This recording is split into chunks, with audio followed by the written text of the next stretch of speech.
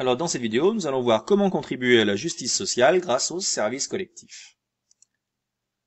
Alors les services collectifs correspondent en fait à des activités d'intérêt général qui sont considérées comme indispensables à la cohésion sociale et qui sont proposées par les pouvoirs publics. Alors ces services collectifs peuvent prendre différentes formes, Ça peut être par exemple des services éducatifs, le fait d'avoir accès gratuitement à l'école, le fait d'avoir également accès gratuitement aux soins médicaux, de pouvoir bénéficier d'infrastructures sportives, dans certains cas de pouvoir bénéficier également de la gratuité des transports en commun, d'avoir accès au logement social, par exemple par le biais des HLM, ou bien pouvoir, grâce aux bibliothèques municipales, pouvoir accéder à la culture. Alors on voit qu'en fait ce sont des services dont la production est le plus souvent d'ailleurs prise en charge par les pouvoirs publics et qui sont proposés gratuitement ou quasi gratuitement. Donc ils sont bien évidemment dans ce cas-là financés par l'impôt. Alors comment les services collectifs vont-ils contribuer à la justice sociale? Donc dans un premier temps, les services collectifs vont permettre aux ménages pauvres d'avoir accès à certains services qui leur seraient inaccessibles s'ils devaient les payer.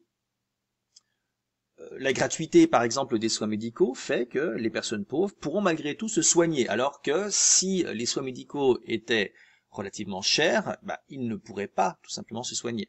De la même manière, pour la gratuité de l'école, qui va permettre donc aux individus issus des milieux les plus modestes de pouvoir inscrire leurs enfants dans des établissements scolaires publics, alors que si l'école, bien évidemment, était payante, il n'est pas dit que, bien évidemment, ils pourraient les inscrire. Un service collectif financé par l'impôt va donc avoir des effets redistributifs sur les revenus des ménages. D'une certaine manière, ça va contribuer à réduire les inégalités et ça va participer à la justice sociale. D'un autre côté, les ménages à faible revenu vont participer peu au financement en fait des services collectifs, alors qu'inversement, ils vont en bénéficier. Là aussi, on s'inscrit véritablement dans une logique de justice sociale. Ils participent peu, mais ils en bénéficient. Et en fait, ils en bénéficieront même d'autant plus, par exemple, que la taille du ménage est élevée. Plus un ménage modeste a d'enfants, plus il pourra bénéficier de ces services collectifs, puisqu'ils seront plus nombreux à aller à l'école, à bénéficier de la gratuité des soins, éventuellement des transports en commun, des infrastructures collectives, etc. Donc en étant indirectement financés par l'impôt, les services collectifs viennent augmenter les sommes disponibles pour d'autres usages. Oui, en fait, la gratuité de l'école fait qu'on ne va pas justement payer pour inscrire ses enfants à l'école. La gratuité des soins fait qu'on ne va pas payer pour pouvoir se soigner. Donc c'est autant d'argent qui sera économisé et qui pourra être utilisé donc pour d'autres actes de consommation. D'ailleurs, on peut calculer le revenu disponible brut ajusté pour justement tenir compte des effets redistributifs de ces services collectifs. Alors, quelques exemples détaillés cette fois de services collectifs qui vont contribuer à la justice sociale. La gratuité de l'école, que nous avons d'ores et déjà évoquée. Pour information, la dépense moyenne d'un élève étudiant est d'environ 8 000 € s'il est au collège, 11 000 € pour un élève de lycée général et technologique. Bien évidemment, aucun parent ne va, en moyenne, payer cela, sauf cas particulier d'établissements privés, mais là, ce n'est pas l'objet de la présente vidéo. 85% de cette dépense est socialisée. La socialisation des dépenses, ça signifie simplement que cette dépense est prise en charge par les pouvoirs publics.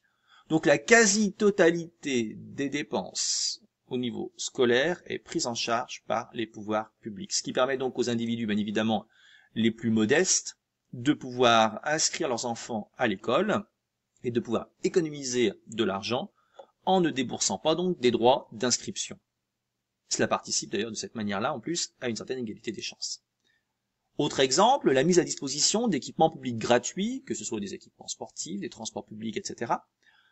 Comme le disait Spink Anderson, en démarchandisant l'accès à certains biens, autrement dit ils vont être proposés gratuitement ou quasi gratuitement, cela permet à chaque individu, et notamment les plus démunis, d'en bénéficier, sachant qu'en plus ces derniers vont peu participer à leur financement. Ça a même des conséquences, par exemple, au niveau professionnel, puisque le fait de pouvoir se déplacer grâce au transport public, cela va faciliter le fait de pouvoir trouver un travail, d'avoir justement une activité professionnelle rémunérée qui ne sera pas nécessairement juste à côté de chez soi.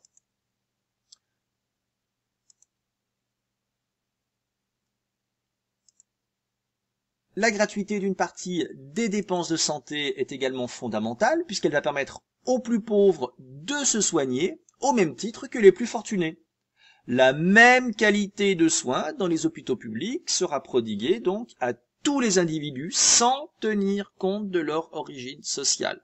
On voit bien que ce soit au niveau de la gratuité de l'école, des équipements publics ou même des dépenses de santé, dans tous les cas, cela va permettre une réduction donc des inégalités et à ce titre donc cela va permettre davantage de justice sociale.